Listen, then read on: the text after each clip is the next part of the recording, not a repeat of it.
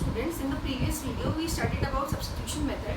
Now in this video we are going to study about elimination method. The word elimination in the layman language means to eliminate something. That means you are removing something.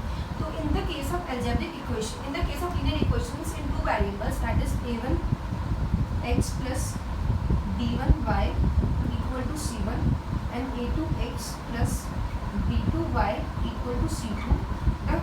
The important thing you are going to do is कि you will multiply the first equation or the second equation by a number so that you get the coefficient of any of the one variable same in both the two equations. अब आप कोई भी number से, let's say 1 2 any number, it can be let's say e, तो आप उसे multiply करेंगे तो आपको कोई भी एक कोएफिशिएंट या तो x का या y का वो आपका इक्वल टू आएगा. In case of x a2 के, in case of y b2 के. अब आप क्या करेंगे, बाद में जब आपको एक नई इक्वेशन मिलेगी और मल्टीप्लाइंग इट बाय नंबर, आप उसे इक्वेशन नंबर 3 मेंशन करेंगे. आप इक्वेशन नंबर 2 और इक्वेशन नंबर 3 को बाद में सब्ट्रैक्ट करेंगे, जिससे आपका एक वेरिएबल कंप्लीटली इक्वेशन से एलिमिनेट हो जाएगा. You will get an equation in terms of one variable, one unknown, one equation, one. तो you can easily calculate the value. फिर आप उस वैल्यू को पुट करेंगे किसी भी इक्वेशन में और you will find the value of the other variable as well. So let's start with the questions. First of all, let's take example number 11, in which you are given the ratio of incomes of two persons is 9:7 and the ratio of their expenditure is 4:3. If each of them manages to save rupees 2000 per month to find their monthly income, the first most important thing that you have to do is you have to consider their income factor as x and the expenditure factor as y. By using this, you will get the incomes are 9x and 7x and the expenditure are 4y and 3y. So you are given कि they save rupees 2000 every month. So savings will come out when you will subtract the expenditure from the income. So the two equation you will get as 9x minus 4y equal 2000 and 7x minus 3y equal 2000. अगर अब आप इसमें substitution use करते तो you would have done कि आप किसी एक इक्वेशन को यूज़ करते, you would have added the value of one variable in the terms of other and then you would have substituted it in the other equation. But you are using elimination method. So in this case the foremost important thing that you have to do is you have to make any one coefficient of any one variable. You have to make the coefficient of any one variable same in both the equations. For doing so, you know the first equation has coefficient x for coefficient 9 for x and the second equation is having 7 as the coefficient of x. And in case of y, the coefficient of y in first equation is 4 and the coefficient of y in second equation is 3. आप चाहे तो x के लिए coefficient से बना सकते हैं और चाहे तो y के लिए. कोशिश हम ये करते हैं कि जिसका वेरिएबल छोटा है उसको इजी है मल्टीप्लिकेशन में करना, तो हम छोटे वाले वेरिएबल को कंसिडर करते हैं. तो we will try to make the variable constant, the coefficient of y same in both the equation. For that you have to multiply the first equation by 3 and the second equation by 4. On multiplying you will get, हमेशा याद रखिए whenever you are multiplying a equation by a number, तरीका ये होता है कि individual हर term उस पूरे एक्सप्रेशन की मल्टीप्लाई होगी उस पर्टिकुलर नंबर से. तो you multiply 9x by 3 you will get 27x. On multiplying minus 4y by 3, you will get minus 12x equal to, on multiplying 2000 by 3, you will get 6000. So this is your new equation. On multiplying 7x by 4, you will get 28x. On multiplying minus 3y by 4, you will get minus 12x. On multiplying 2000 by 4, you will get 8000. अब आपको दो equations मिली है, दोनों equation में you can easily see the coefficients of, sorry here you will get y. Clearly you can see in both these two equations that the coefficient of y is same in equation number 3 as well as in equation number 4. Now you have to do the subtraction. For subtraction there is two possibility, either you subtract equation number 4 from equation number 3 or you subtract equation number 3 from equation number 4. तरीका ये होता है कि आप हमेशा ये try करें कि उस इक्वेशन को सब्ट्रैक्ट करें जिसको सॉल्व करने पर आपको नेगेटिव में आंसर ना मिले, जो आपको एक्सप्रेशन मिले फाइनल वो नेगेटिव में ना मिले. तो मुझे पता है यहाँ पर कोएफिशिएंट x का बड़ा है, 28 इज ग्रेटर देन 27, तो what I will do, I will subtract equation 3 from equation 4. write equation number 3 first, equation number 4 first. 28x minus 12y equal 8000. Then we will write equation number 3, 27x minus 12y equal to 6000. आपको clearly बताया है कि जब हम subtract करें तो आपको sign change करना होगा. Plus changes to minus, the minus changes to plus, and again the plus changes to minus. अब solve करिए तो you will get 28 minus 27x is equals to x minus 12y plus 12y, it will get cancel out, and 8000 minus 6000 will comes out to be equal to 2000. तो आपको यहाँ से x की value मिल गई as 2000. अब आप इजीली इस x की वैल्यू को पुट करेंगे, किसी भी इक्वेशन में पुट कर लीजिए, either in the first one or in the second one. तो suppose I am putting it in the first one, so I will get 9 multiplied by 2000 minus 4y equal to 2000. So you get 18,000 minus 4y equal to 2000 minus 4y equal to minus 16,000, y equals to 4,000. आप solve करेंगे आपको यही मिलेगा, minus sign cancel out हो जाएगा. अब अगर आपको चेक करना है कि क्या आपका आंसर ठीक आया है, तो आपका आंसर चेक करने के लिए आप या तो किसी इक्वेशन में पुट कर लीजिए. इक्वेशन में भी अगर आप पुट करें तो इक्वेशन भी आपने खुद बनाई है. तो तरीका ये होता है कि जो डेटा आपको क्वेश्चन में गिवन है आप उसके अकॉर्डिंग करें. आपको पता है कि x हमने किसको लेट किया था, इनकम फैक्टर को, और y हमने लेट किया था एक्सपेंडिचर फैक्टर को. तो आपको क्वेश्चन में गिवन था कि जो उनकी इनकम का रेशियो है दैट इज इक्वल टू 9/7. तो आप चेक कर लीजिए, आप x की वैल्यू पुट कीजिए. 9 multiply by 2 is 18,000 and 7 multiply 2 is 14,000. अगर आपको कैंसिल करने के बाद इन्हें 9/7 मिल रहा है तो दैट मीन्स आपने क्वेश्चन एकदम करेक्ट किया है, आपने एकदम करेक्ट वैल्यूज फाइंड करी है. अब ये तो हो गया कि आपके पास एक सिंगल वैल्यू x की आ गई, एक सिंगल वैल्यू y की आ गई. तो अगर हमें याद हो, अगर आप लोगों को याद है तो हमने ग्राफिकल में भी और एल्जेब्रिक में भी वी स्टडीड कि if you are getting a single solution for x and y, that means the pair of equation is consistent having a unique solution. But how will you observe कि whether the equations are inconsistent having no solution or consistent with having infinitely many solution? तो जो same pattern आपने elimination में substitution में use किया था वही आपका फंडा एलिमिनेशन में यूज़ होगा. If on eliminating one variable you are getting a statement instead of an equation. यहाँ आपको एक इक्वेशन मिली थी x equal to 2000 is an equation, क्योंकि यहाँ पर आपको एक वेरिएबल मिल रहा है.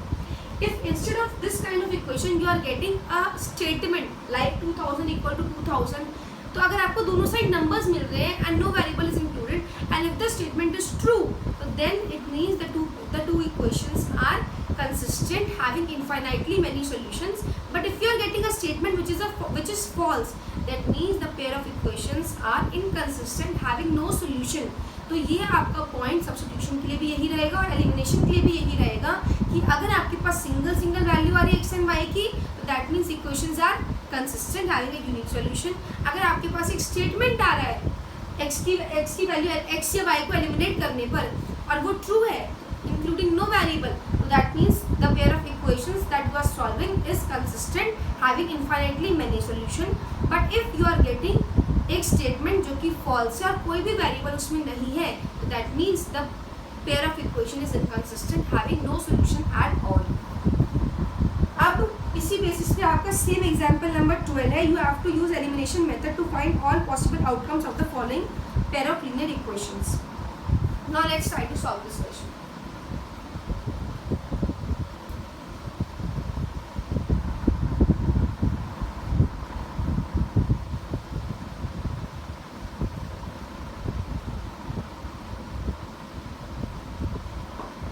इंपॉर्टेंट बात, अगर कभी जैसे इस केस में आपको क्लियरली समझ आ रहा था कि आपको जो कोएफिशिएंट है y का इक्वेशन 1 में भी आपने 12 बना दिया, इक्वेशन 2 में भी आपने 12 बना दिया.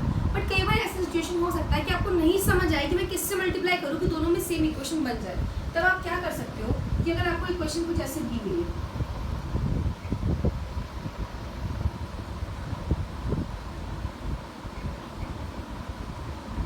और suppose I want to eliminate x from both the equation, तो आप इक्वेशन 1 को तो मल्टीप्लाई कर दोगे बाय a2 और इक्वेशन 2 को मल्टीप्लाई कर दोगे by a1 and that too with signs. या तो आपको ये मेक श्योर करना है कि दोनों आपके प्लस साइन में बन जाए मल्टीप्लाई करने पर, या आपको मेक श्योर करना है कि दोनों आपके नेगेटिव साइन में बन जाए। तो ये भी तरीका सही है। आपको उसके बाद आपके जो कोएफिशिएंट्स होंगे एक्स के बोथ द इक्वेशन में वो सेम आ जाएंगे। अगर आपको समझ आ जाए देखकर तो इट्स वेल एंड गुड। अगर आपको नहीं समझ आ पा रहा and you are under the pressure of your exam की भाई टाइम भी कम है, तो आप डायरेक्ट ये भी कर सकते हैं, इक्वेशन को a2 से मल्टीप्लाई कर लीजिए, इसको a1 से कर लीजिए। आपको y का कोएफिशिएंट सेम बनाना है तो इस इक्वेशन को b1 से मल्टीप्लाई कर लीजिए, इस इक्वेशन को b2 से मल्टीप्लाई कर दीजिए और इस इक्वेशन को b1 से। इसमें कोई प्रॉब्लम नहीं आएगी। Let's come two example number 12। Using elimination method, you have to find all the possible solution of the following pair of linear equation. The two equations are 2x plus 3y equal to 8 and 4x plus 6y equal to 7. तरीका वही है कि आपको कोई एक coefficient को, एक variable को एलिमिनेट करना है दोनों इक्वेशन में से।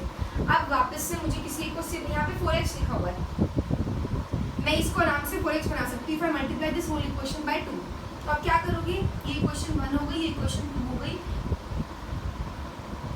You will multiply this complete equation by 2। On multiply you will gate 4x plus 6y equals 16 and the other equation remains the same, 4x plus 6y equals 7. अब अगर आपको इसको फर्दर सॉल्व करना है, to eliminate x you have to subtract this equation, this comes out to be equation number 3, ये वापस से equation number 2 रहेगी। तो I will do subtracting equation 2 from equation 3। तो आप कैसे लिखोगे इसे, 4x plus 6y equal to 16, 4x plus 6y equal to 7. On putting minus, changing signs, you get this gets cancelled out, this also gets cancelled out. You are simply getting 0 this side and this side you are getting 9. अब आपको यहाँ पर कोई भी variable नहीं मिला, this is a statement, और ये स्टेटमेंट फॉल्स है because 0 is not equal to 9। तो that means these two pair of equations are inconsistent and they have no solution.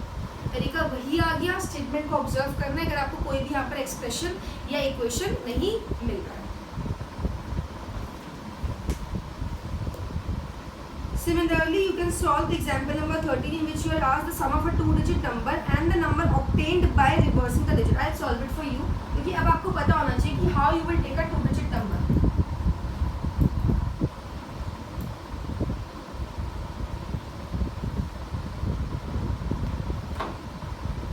यहाँ पर लिखा है the sum of a two-digit number. ध्यान रखिए यहाँ पर ये बोला गया है sum of a two-digit number. Sum of the digits नहीं बोला। अगर आप किसी नंबर को लिखते हो लेट्स से 56, तो इसके डिजिट्स है 5 और 6। अगर मैं नंबर लिख रही हूँ xy, तो मैं इस नंबर को xy नहीं रीड करूँगी, मैं इसको बोलूँगी 10x plus y। अभी तो ये आपको 56 कैसे आया, बाय डूइंग 50 plus 6। अगर डिजिट्स लेनी है तो इसकी यूनिट डिजिट है y और इसकी 10th प्लेस डिजिट है x। अगर आपको बताना है ये नंबर क्या है तो you will never write xy, you will always write 10x plus y। यही सही मेथड होता है to represent a two digit number. अब आपके पास क्वेश्चन है the sum of a two digit number and the number obtained by reversing the digit. तो two digit number आपका क्या हो गया 10x plus y।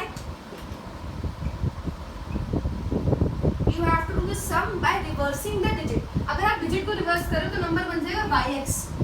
yx को कैसे लिखोगे आप 10y plus x। तो अब आप इसका सम कर रहे हो तो यहाँ पर आप लिखोगे 10y plus x is equal to 66। और आपको सेकंड केस दिया है बेटा, हमेशा याद रखना कि जब भी आपको बात की गई है कोई इक्वेशन को सॉल्व करने की और उसमें 2 वेरिएबल है, तो ये इंपॉर्टेंट है कि आप क्वेश्चन को 4 बार पढ़ो अगर आपको कोई सेकंड सिचुएशन नजर नहीं आ रही, क्योंकि ये कंफर्म्ड बात है कि if you are asked to find the value of x and y तो you will definitely be given with 2 conditions. 2 unknowns है तो आपको 2 इक्वेशन मिलनी ही चाहिए उन्हें सॉल्व करने के लिए। To get the second equation try reading the question again and again, there must be a situation by which you will get another equation. जैसे यहाँ पर आपको गिवन है if the digits of a number differ by 2, now they are saying that the digits differ by 2। Digits differ by 2 means कि या तो x minus y equal to 2 होगा या फिर y minus x equal to 2 होगा। अब ध्यान से देखो, यहाँ बात हुई थी टू डिजिट नंबर की, यहाँ बात हुई सिर्फ डिजिट की, इसलिए I am using x and y separately. जब टू डिजिट नंबर की बात होगी तो you will use 10x plus y और 10y plus x, the whatever situation you are creating.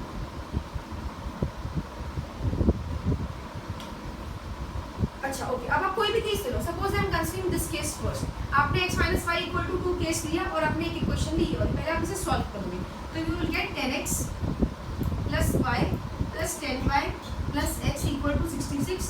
On solving you will get 11x plus 11y equal to 66। आप इस equation को simplify भी कर सकते हो if you divide this complete equation by 11। तो आप हर टर्म को 11 से डिवाइड करोगे, you will get x plus y equal to 6। आपके पास दो इक्वेशन आ गई, एक तो आ गई x plus y equal to 6 और एक इक्वेशन जो आपने कंसिडर कर लिया। ये दो केसेस है जो आपको सिचुएशन दी थी उसके अकॉर्डिंग दो केसेस आएंगे, या तो x minus y equal to 2 या फिर y minus x equal to 2। पहले हम ये वाला केस ले रहे हैं, इसे मैंने इक्वेशन नंबर 2 मान लिया। आप इसे अभी इसे कुछ भी मत ऐड करो, बाद में जब इसकी नीड पड़ेगी तब हम इसे नंबरिंग अलॉट कर देंगे, या आप इसे अलॉट कर लो, कोई प्रॉब्लम नहीं है। अब इक्वेशन 2 इसे मान लिया, इक्वेशन 1 इसे मान लिया। आप देख लो कोएफिशिएंट x का भी 1 है, y का भी 1 है, तो कुछ मल्टीप्लिकेशन करने की जरूरत नहीं है, मैं डायरेक्ट कर सकती हूँ। If I want to eliminate x from the equation then मुझे सब्ट्रैक्शन करना होगा। If I want to eliminate y तो मुझे एडिशन करना होगा। क्यों एडिशन करना होगा? क्योंकि यहाँ पर y के साथ प्लस साइन है और यहाँ पर y के साथ नेगेटिव साइन है। अगर मैं सब्ट्रैक्शन कर दूंगी तो दोनों के साइन सेम हो जाएंगे, इंस्टेड ऑफ गेटिंग सब्ट्रैक्टेड वो ऐड हो जाएंगे। तो मुझे अगर y को एलिमिनेट करना है तो इक्वेशंस को ऐड करना होगा, ध्यान रखें इस बात को। अगर मुझे x को एलिमिनेट करना है तो इक्वेशन को सब्ट्रैक्ट करना होगा। On subtracting equation number 2 from equation number first, you will get x plus y equal to 6, x minus y equal to 2. On changing sign, you get 2y equals to 4. Here, from here you get y equal to 2.